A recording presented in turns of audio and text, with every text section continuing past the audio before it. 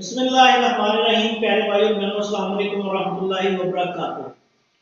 उम्मीद है कि आप सब खैरियत से होंगे। मैं हूं आपका मेजबान हकीम शहबाज हुसैन और आप इस वक्त देख रहे हैं हकीम शहबाज सब्बर टीवी ऑन यूट्यूब। आज की इस मुख्तसर सी वीडियो में मैं आपकी खिदमत में अमराज़े मैदा के लिए एक इंतहाई आसान और लाजवाब नुस्खा बयान करने जा रहा हूँ।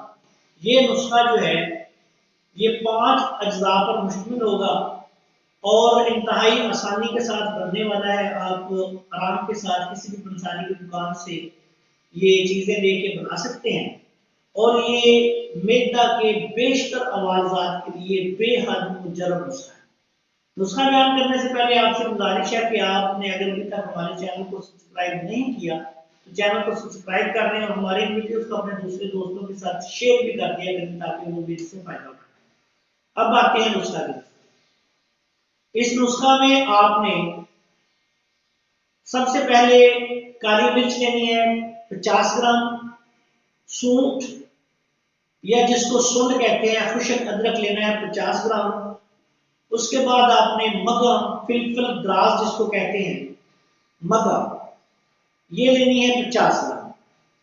इन तीनों चीजों को तिरकुटा भी कहते हैं, कई लोग तरकुटा भी कहते हैं। ये 3 चीजें काली मिर्च, मगा, सुंड ये 50-50 ग्राम लेनी है। अब इनमें आपने 25 ग्राम नुशादर ठीकरी मिलानी है और 50 ग्राम नमक स्याह मिलाना। ये 5 अज्जा हो जाएंगे। नुशादर ठीकरी 25 ग्राम, नमक स्याह 50 ग्राम। इन पांचों अज्जा को बारीक पीस के रख लें। ये आपके पास लाजवाब चूरन जो है वो तैयार हो गया।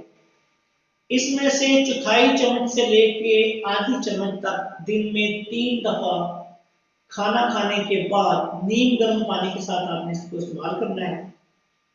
तमाम सुदावी अमराज जो ऐसे लोग जो मजाजों को समझते हैं उनके लिए बिलखसूस के लिए तमाम सुदावी मिजाज के जितने अमराज हैं खुश्क सर्द खुश्क गर्म उनके लिए एक मुजर्रब तरीन दुआ है।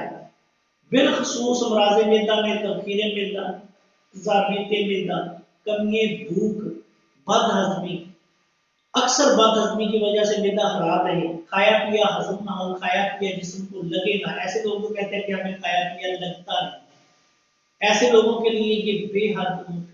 ऐसे लोग जिन लोगों का पेट मुकम्मल तौर पे एक दफा में साफ नहीं होता, बार बार उनको जाना पड़ता है टॉयलेट में, ऐसे लोगों के लिए भी ये नुस्खा बेहद मुजर्रब। जरूरत के मुताबिक आप इसको 1 माह 2 माह भी इस्तेमाल करें तो इसका कोई नुकसान नहीं। तजाबियत मैदा के मरीज, बदहजमी के मरीज और ऐसे तमाम मरीज जो बेहद मिजाज के हैं उनके लिए ये बेहद आसान और लाजवाब नुस्खा है। आखिर में इस दुआ के साथ आपसे इजाजत चाहता हूँ कि अल्लाह ताला हम सब कामयाब नासिर। अस्सलाम वालेकुम।